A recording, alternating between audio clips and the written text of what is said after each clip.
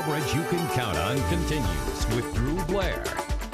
Well, it's been a little bit more than a week now since devastating storms and tornadoes hit southern Indiana. 13 people were killed and communities are left picking up the pieces left by the deadly tornadoes. Thousands of people have come to the aid of those affected in Henryville and Marysville. And one local volunteer group just got back late last night after spending the entire day helping with the cleanup effort. Joining us this morning are Rick Hawks, the pastor at the chapel, and Ken McDonald, who volunteered to go down to help out.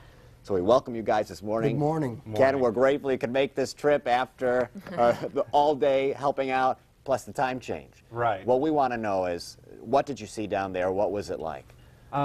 It's really hard to describe the destruction we saw. We drove in to New Albany and partnered with Samaritan's Purse. And then we were actually just outside of Henrysville in an area called Borden. It's kind of a farming community. And you could just see for miles the trail of the tornado heading into Henrysville.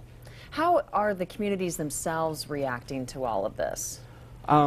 Actually, I think we were, as volunteers going down there, thought we were going to be helping them. We were really uplifted by their spirit. They are just overwhelmed with thankfulness right now, the thousands of people that are pouring into that area and help and serve right now.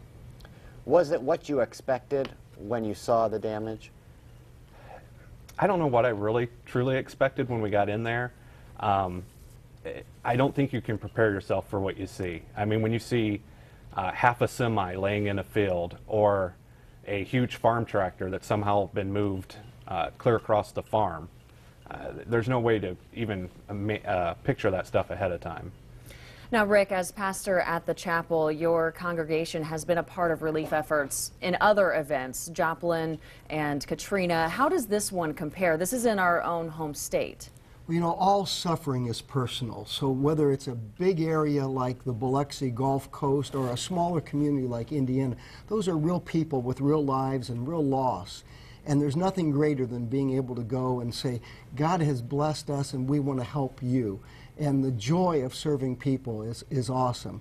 And one of the things that will be helpful is it's only 3.5 hours to Henryville as opposed to 15 hours. So we're expecting a great outpouring of people.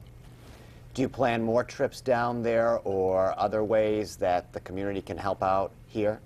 Sure, we're going to have a lot of trips down, but it's really important that people be committed to the long haul. Someday this is not going to be the lead news story, but their lives are still going to need lots of help, and Ken's going to coordinate a lot more trips. And you guys are interested in volunteers, not just through the chapel. Anyone could join you. How can they get a hold of you to do so? Absolutely. They can go to our website.